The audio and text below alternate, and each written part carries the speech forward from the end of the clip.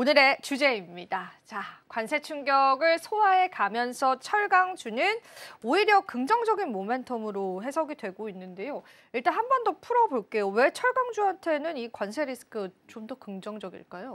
일단 이번에 이제 철강 같은 경우에는 우리가 보편적인 관세 10% 그리고 품목별 관세 25%가 이제 부과 이슈가 있었는데 관련돼서 지금 반도체도 그렇고 뭐 철강도 그렇고 이번에 이제 상호 관세에서는 좀 이제 그렇죠. 벗어났어요. 제외가 됐어요. 근데 여전히 제외가 되긴 했지만 이와 관련돼서 추가적인 코멘트가 나올 수 있는 가능성은 좀 열어둘 수는 있다라고 봅니다.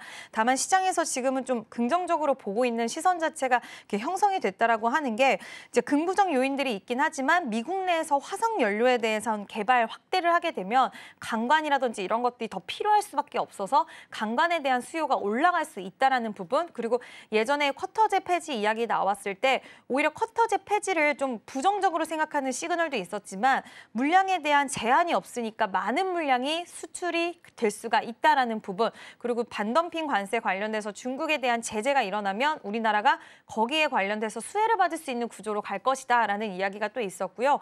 오늘 또 우리나라 안에서도 중국산 후판에 최대 38% 잠정관세 매기겠다. 4개월 동안의 이런 덤핑 관련돼서 좀 차단해서 선제 조치를 취하겠다라는 이야기를 했는데 우리나라 철강 기업들이 가격적인 측면에서 중국 업체에 밀릴 수밖에 없다 보니까 여기서 이렇게 관세를 35% 정도 하면은 결국엔 수익성적인 측면에서 우리나라 거를 쓰는 게 더 낫기 때문에 중국산에 대한 이런 가격 저렴한 철강에 대한 수요가 줄어들 수 있을 것이다. 그래서 이렇게 선제적인 움직임이 나온다라는 소식이 또 우리나라 안에서 들려오기도 했는데요. 이런 부분들이 여러 가지 좀 이렇게 버무려져서 시장에서는 굉장히 좀 철강 관련돼서 좋은 시선이 나타나기 시작을 했다라고 생각을 하시면 될 것 같습니다. 네, 좋습니다.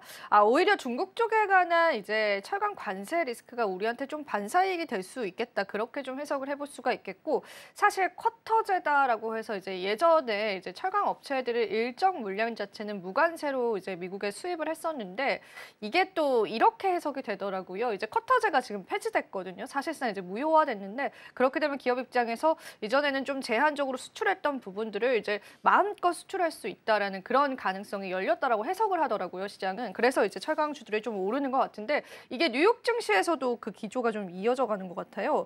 뉴욕 증시에서 철강주들은 또 어떤 점들을 이점으로 볼 수가 있을까요? 일단 이제 철강 내수 가격 같은 경우에 관세를 부과를 하고 나면 이제 실질적인 관세 적용하기 이전까지 철강 가격이 올라가기 시작을 했었습니다. 최근에도 그런 흐름들이 나와줬는데 2018년 트럼프 행정부 1기 당시 때 철강 가격 한 2배 정도 점프를 했어요.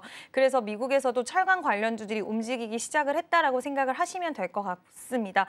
이제 트럼프 같은 경우에는 확실히 이제 자국에 대한 이런 의지, 보호하고자 하는 게 굉장히 강한데 철강에서도 시장에서는 일기 때 흐름과 좀 비슷하게 이제 트럼프가 집권을 하게 됐을 때 가격의 상승으로 이어졌던 쪽의 산업들이 이제 정해져 있다 보니 이번에도 지금도 올라가고 있겠지만 아직까지 상방의 룸이 더 열려 있다라고 시장에서는 평가를 하고 있어서 좋은 흐름이 나타나는 게 아닌가라는 의견을 드리고 싶습니다.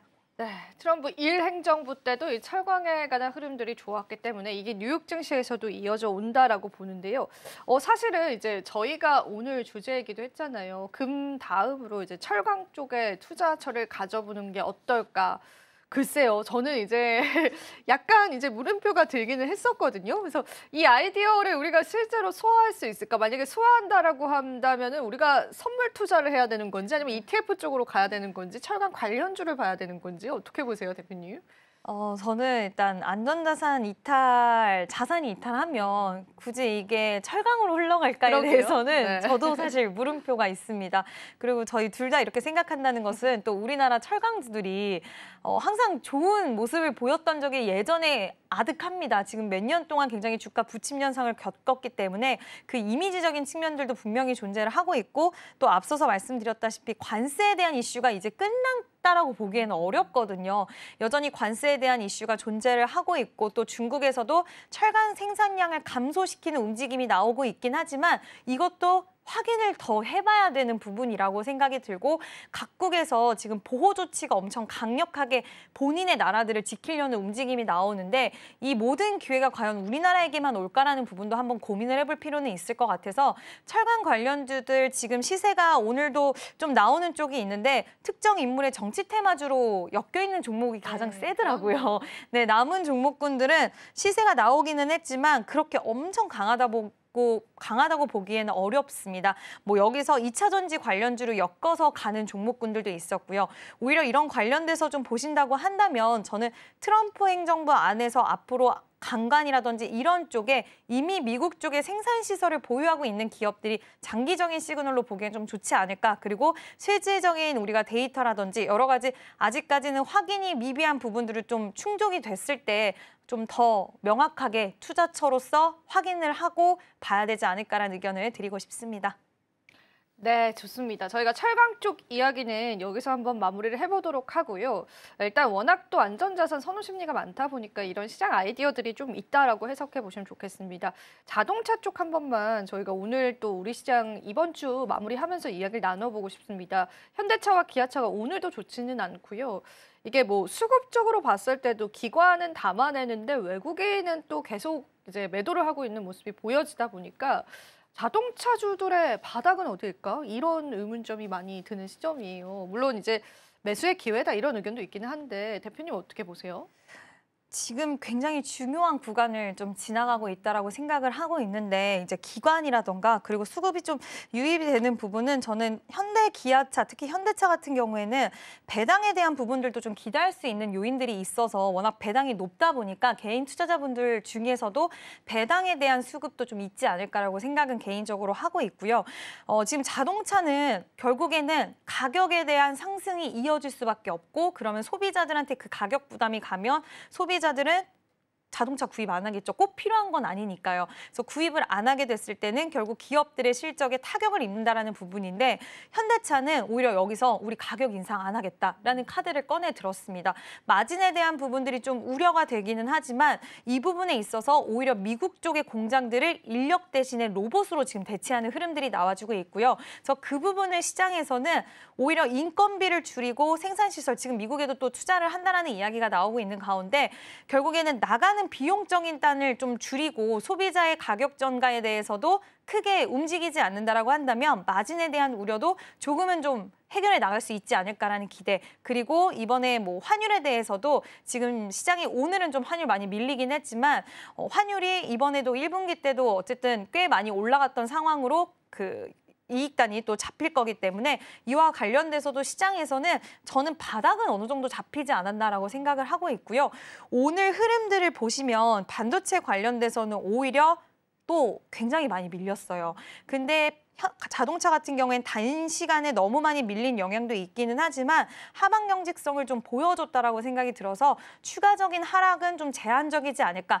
사실 자동차는 지금 나올 거는 거의 다 나온 것 같아요. 여기서 아마 우리나라만 또 뭐 추가적으로 현대차는 투자를 하겠다라고 했는데 우리나라만 맞춰서 더 갑자기 관세를 더 심하게 부과할 수는 없다라고 보는데 완화적이면 완화적인 흐름들이 나올 수 있는 가능성 그리고 테슬라, 포드 지금 굉장히 주가가 흐름이 안 좋습니다. 그래서 과연 자동차 관련돼서는 오히려 더 심하게 안 좋은 상황보다는 이제 좀 완화되는 상황이 연출될 수 있는 가능성 반도체랑 의약품은 오히려 두렵잖아요, 우리가. 네, 저도 지금 좀 무서운데 자동차는 무서워할 건 없을 것 같아요. 우리가 다 뚜껑에 폐가 열렸기 때문에 오히려 시장에서는 좀 바닥권에 대한 인식이 있지 않나. 그리고 배당에 대한 매력도도 일부 좀 시장에서의 수급을 좀 유입시키는 요인이 아닐까라고 보고 있습니다. 사실 이제 미국으로 수입이 되는 그런 자동차 국가별로 따져봤을 때는 한국 자동차가 3위 정도를 차지하거든요. 상당한 양을 이제 미국에 우리는 수출을 하는 거죠. 근데 그 부분에 따라서 트럼프의 타겟이 됐고 그 타겟에 따라서 품목별 관세를 이제 부여받았습니다. 여기서 이제 추가 관세는 없을 것이다. 25%로 확정을 했는데 그러한 시장의 악재를 이제 현대차와 기아차가 받아내면서 지금 바닥 구간을 형성하고 있다라는 게 의견이십니다. 그래서 어느 정도 바닥에 잡히고 나서는 반등을 좀 기대해 볼 수 있을 것 같고 이제 미국 공장에 관한 설비 투자를 이어가고 있다라는 모멘텀들도 다시금 부각받을 가능성도 열어보고요. 자동차 관련주들은 대응점들을 좀 가져보셨으면 좋겠습니다. 부품 쪽도 마지막으로 한 번만 여쭤볼게요. 부품주들은 또 다른 시각으로 봐야 된다. 이런 의견이 좀 있기는 한데 오히려 좀 더 긍정적으로 보는 시선이 많긴 하더라고요. 대표님은 어떻게 보세요? 저는 일단 부품 종목들은 미국 쪽에 또 생산 시설을 보유하고 있는 기업들 같은 경우에는 충분히 매력도가 좀 있지 않을까라고 생각은 하고는 있습니다. 다만 일시적인 충격들에 대한 부분들은 좀 우리가 아예 여파가 없을 것이다가 아니라 이제 뚜껑이 열려졌던 부분에 있어서 좀 이제는 더 이상의 악재는 없을 것이다라는 부분인데 이게 그렇다고 해서 주가를 끌어당길 만한 모멘텀은 당장은 아니라고 생각이 들어요.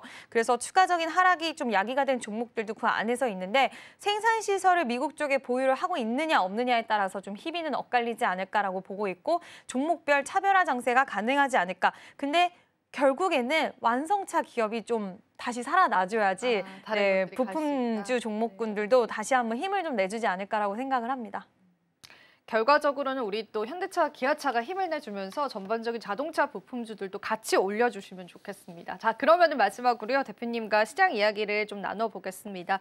우리 다음 주 시장 전략 어떻게 가져가 보면 좋을지 우리 투자자분들 지금까지 긴 시간 시청 중인데요. 한 말씀 좀 부탁드려볼게요. 이번 주 상당히 힘드셨을 것 같아요. 너무 힘들었어요. 네. 네. 저도 이번 주가 진짜 힘들었던 것 네. 같아요. 이벤트가 우리나라 이벤트, 미국 이벤트 다양하게 막 포진이 되어 있다 보니까 상당히 힘든 구간이었는데 다음 주의 시장은 지금 미국 증시에 좀 키가 달려있지 않을까라고 보고 있습니다. 나스닥 같은 경우에도 6%의 급락, 미증시 하락세가 이제 시작이다라는 이야기, 굉장히 공포스러운 멘트가 나오고 있는데요. 이런 부분들을 파월이 이제 좀 변화를 시켜줄 수 있는 가능성을 한번 우리가 좀 지켜보면서 혹시라도 기술주 중심의 반등 흐름이 세게 나온다라든지 그러면 우리 한번 반도체라든지 한번 기대해볼 만하지 않을까라고 생각을 하고 있고요. 저는 긴 호흡 관점과 그리고 단기적인 관점 지금은 좀 같이 가져가셔야 될 것 같은데 일단 저는 조선 쪽 좀 지켜보고 있고요. 이제 트럼프 행정부에서 협력에 대해서 강화했던 부분이 어디인지에 대한 여부들을 한번 봐야 될 것 같고 지금은 감세에 대한 이야기라든지 그리고 앞으로 미국을 어떤 산업으로 부흥시키겠다라는 부분들이 명확하게 나오기보단 관세에 좀 초점이 맞춰져 있지만 시간이 좀 지나서 이쪽으로의 흐름들이 명확해졌을 때는 또 수혜를 받을 수 있는 쪽이 어딜까를 좀 지금은 고민해보는 시기로 삼아 보시면 좋지 않을까라고 생각을 합니다.